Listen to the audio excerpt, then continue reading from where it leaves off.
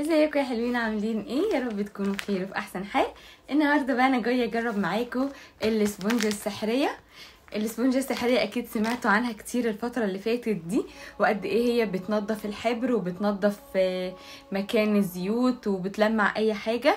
ممكن تلمع كاتل وممكن الميكرويف تنضفه والغساله، وهي مكتوب عليها كمان انها ممكن لحمامات والعربيات وللاخشاب ولكل حاجه. فلو هي فعلا طلعت بتنضف وحلوه جدا هتبقى حلوه جدا معايا، علشان زي ما انتم شايفين انا الاوضه بتاعتي بيضه وبتتاثر باي حاجه، ممكن يجي عليها روج، ممكن مكان ايدينا ما بنفتحها ونقفلها، ممكن من الولاد برضو. فلو طلعت بتنضف كويس فعلا وبتشيل اي بقعه هتبقى ممتازه بالنسبه لي. يلا نجربها ونشوف هي حلوه ولا لا. هو ده بيكون شكلها. هي يا جماعه مش ملمس الاسبونجه العاديه بتاعتنا، لا هي مختلفه خالص عنها. شايفين؟ يعني هي خفيفه قوي قوي، ويعني مش عارفه اقول لكم ايه، ناعمه كده ناعمه وفي نفس الوقت ممكن تتقطع لو ضغطتوا عليها، مش زي الاسبونجه بتاعتنا وكده. بس انا بقى بفكر في حاجه اننا ممكن نقصها، يعني ممكن نقصها ونبدا نستخدمها تكون اسهل على ايدينا. فانا ممكن اقصها وابدا اخد منها قطعه كده اجربها في الدولاب، وهجربها كمان على الشخبطه اللي على الحيط، وهنشوف بقى هي بتلمع ولا ده اي كلام. انا كده قصيتها كده وهبدا اجربها. طبعا عصرتها بس هي الماده اللي جواها لونها ابيض كده، فهجربها في الروج. واو واو،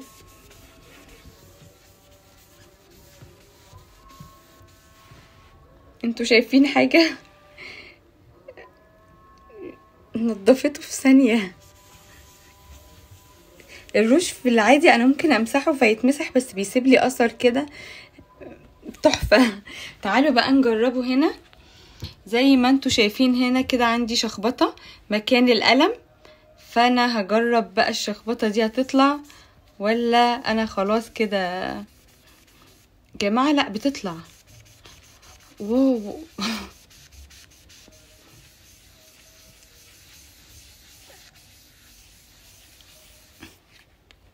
بصوا هي شكلها بقى كده، بقت محبطه شويه، وقعت مش مشكله. بس بصوا هي طلعت مكان الكتابه كله. لا يا جماعه بجد لازم يبقى عندنا الاسبونجه دي، بالذات اللي عندهم اطفال وبيشخبطوا في كل حته بالالوان والقلم الجاف والحاجات دي. حلوه جدا، بتطلع القلم في ثانيه، بتطلعه من الحيط بيرجع تاني الحيط تمام. مش هنزعق لولادنا تاني لو شخبطوا ونسيبهم بقى يخرجوا كل الطاقه اللي عندهم. بتنظف الدواليب والحاجات دي كويس جدا، يعني الاخشاب اللي في البيت بتنضفها كويس جدا. فهي بصراحه عجبتني قوي. كمان لمعت لي الفانوس ده كان متجير وما كانش بينضف بسهوله، يعني خليته زي ما انتم شايفين هو رجع جديد تاني. هو بقاله كذا سنه عندي، بصوا هو رجع جديد تاني. الكاتل انا اخدت بقى الاسبونجه التانية، في واحده منهم باظت، كنت قصه 2 كده، واحده منهم باظت. قعدت اجربها في كل حاجه في البيت علشان اتاكد. زيوت بتطلعها بس مش احسن حاجه، بتتفرفت شويه معاها.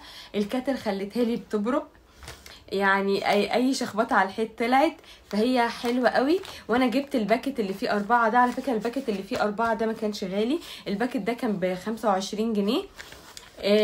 في الوقت اللي بيبيعوا الواحده بس ب10 جنيه. فانتوا لما تجيبوا الباكت ده طبعا بالنسبه لكم احسن، وفي اماكن بتبيعوا ب7.5 وحاجات كده، بس برضه هيبقى بالنسبه لكم الباكت احسن فيه 4. ولما بتقصوها كده احسن ما تستخدموها كلها مره واحده، تبلوها وتبداوا تستخدموها طبعا هتتبهدل بسهوله. انما لما تبداوا تقصوها مكعبات كده هتقدروا طبعا تتحكموا فيها على قد ايديكم. وكمان يعني الاسبونجه هتفضل معاكم كتير وتقدروا تستخدموها في اكتر من حاجه.